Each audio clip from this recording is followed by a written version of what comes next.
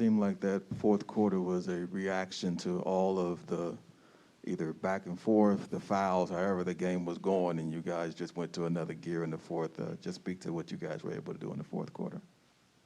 Just pick it up, get stops, not take the ball out the net every possession. I think that's what bogged us down in the first half. They kept scoring, and we couldn't get out and play our type of basketball. We just picked up the defense intensity, just made it tough on them. Yeah, obviously there was frustration throughout the first three quarters. How were you guys able to sort of channel that and not allow it to affect what you guys did in the fourth? Yeah, I mean, it's not frustration. We've been here before. We've been in these situations. We understand how this game of basketball works. It's not always going to go your way, especially at this point of the season. But finding ways to, overcome that, the missed shots and, the defensive breakdowns and, don't let it linger. Just nip it in the bud and, do what we have to do. Then lastly, with Chris, know you've seen it. Again, I keep repeating myself on this, but when he switches into that mode that you've talked about, he gets into, what's it like to be part of that with him? I mean, especially in the fourth quarter, I was a spectator. I got to watch it from the bench, and you guys tell me you're watching the same thing, man. It impresses us every time we see it, but doesn't surprise us. It's just the will to win. He sees a matchup he likes, and you could hear their bench yelling him, send him left. You can try whatever you want to do, but he has a rebuttal move for you every time, and not only is he can score, he can make a play for somebody else if you leave your man. So tough matchup. Book, in the second half especially, you guys put Doncic in a lot of actions. How important is it for you guys to make sure he's expending some energy on that end as well? It's very important. I think they're trying to go at matchups they like, and, we're doing the same thing on the other end. So, tough matchup to guard, but, he's going to have to guard a bit. How'd that trio of threes feel? Did the crowd get louder every time, you felt like? Yeah, I like the fourth quarter today. Definitely got louder than, say, the previous game. But they're bringing it, man. The energy's in the house. The energy's around the city. I think everybody's on this revenge tour with us, and, it's fun to be a part of it. Book, with DA and JaVale dealing with foul trouble there, how big was it for Busy to come in and have the energy that he did? Busy's another one, man. He's a true professional. He's always ready to go. He has a pretty sick routine before the game. I'm watching him, and, he's always laser focused, and,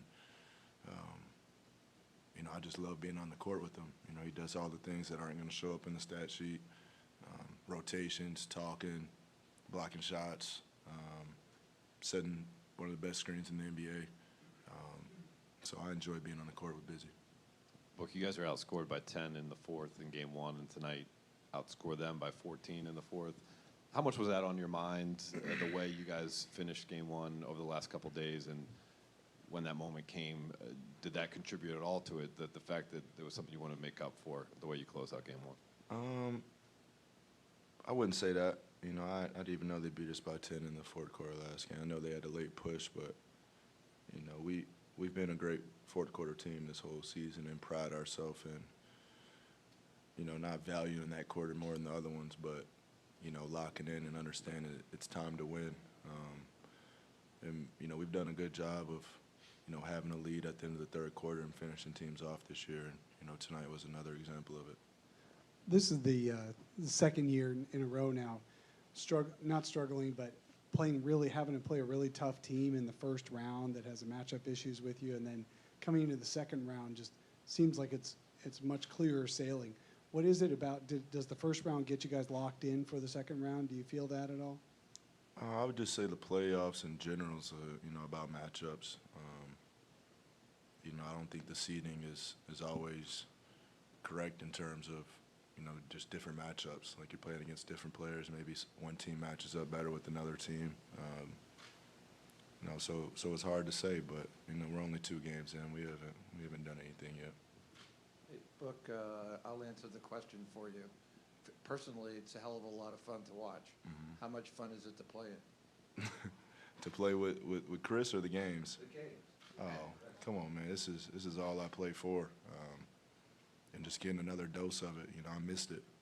And I don't want to say we turn it on in the playoffs, but it's definitely a different energy. You can feel it from shoot around to the game, and the energy of the fans, they feel it also. So, it's been fun. Look, you found yourself in that sort of familiar position now after a jump shot where you're lying down and kind of looking up. Are you conscious that that's happened a couple times now? And are you kind of? Yeah, I just think that's like my body movements. I don't know why it keeps happening, but I did think about it today. I was like, this is the pose that they take a picture of. But it just happens, man. I fall and just wait on my teammates to pick me up. Book, with the way the second quarter went, all the offensive fouls called on you guys, sort of the anxiety of that, and them taking the lead. Did you think at halftime, I got to come out early in second half and get something going? Is that a conscious effort, or did that just happen? It just happens. We play best available offense. The thing for us in halftime was we needed to get stops. I don't think we can ever play our type of basketball if we're taking the ball out the net every time. I like it when we're defending, getting rebounds, securing and getting out. I think we have so many creators and so many talented people on this team where with him running the show, we space off of him, and he's going to make the right play, and that's when the action starts. Book, talk about what it's like playing with a 37-year-old to be on Friday. Oh, to be. And to see what he's doing at this age. I mean, like I said earlier, man, it's super impressive, but doesn't surprise me. So I've been watching it since I was 7 or 8 or 2 years old. Relax. But, just more than what he's doing on the court, just watching, how he carries himself and just being a sponge to that, seeing his routine, how he takes care of his body, how his diet, his strength and conditioning, I mean, he can tell you better than I can, but he's feeling younger by the day, and it's fun to be a part of. Jay created a lot of. He had the hot hand in the first half for you guys and was the leading scorer, but it seemed like he had created a lot of second chance opportunities, which were kind of a struggle last series against the Pelicans. So can you talk about how his dribble penetration and second chance opportunities he created opened you up, and also for Chris in that third and fourth quarter? Yeah, I mean, that's what I was speaking of earlier when you talked about second round versus first. Like, it's just it's a matchup difference. They don't have the Larry Nances and the Valanciunas crashing the glass every time, and that's something that we pride ourselves on last year, just getting extra possessions. We're one of the most efficient teams in the NBA, so if we get more possessions, I think it puts us in the best possible place to win. Chris, for you, just that fourth quarter where, they made your lead is 6, and then all of a sudden you start hitting shots. How much of that is just, okay, this is what I have to do, and how much of it is you read the game through 3 quarters, and now you see what you can do in the fourth? Like I always say, just playing the game. You know what I mean? Book to start that third quarter, got us going. I read the game, and other guys on the team made big shots, whenever they made a run or just to get us going, to get us warmed up into the game. And so just feeding off of that.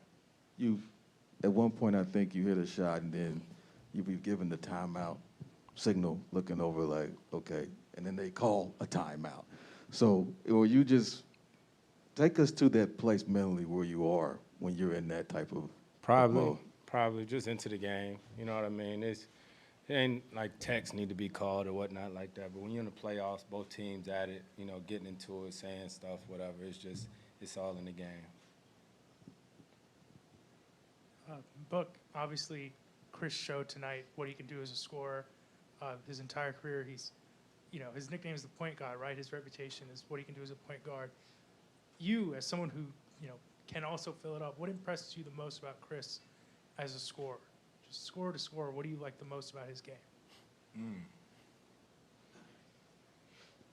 Just the way he manipulates it, honestly. I remember growing up, I want to take it back to when I was 5 years old again, but me and my dad watching him play, and he was like, you see how he makes sure everybody's involved, and then he picks his times when he's going to take over the game. And I've just always admired, you know, the way he does that. He's just in control at all times. You know, he's 2-3 steps ahead of whatever the other team's doing.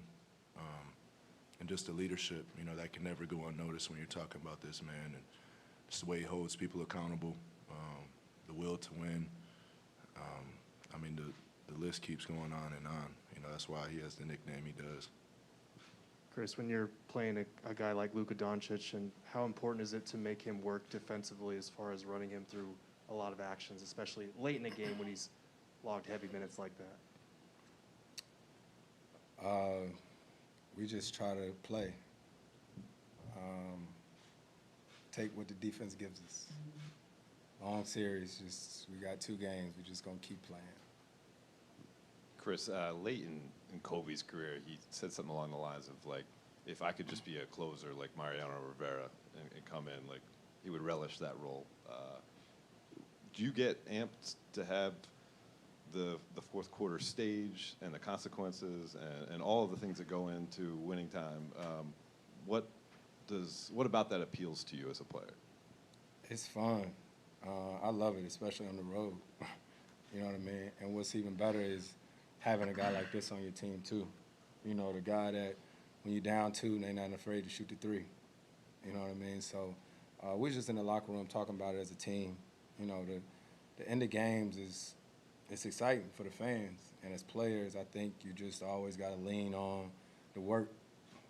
You know what I mean? It all goes back to the work. You can't cheat the game, right? You got to do your strength and conditioning. You got to lift. You got to get your rest. You got to get your shots up and all that.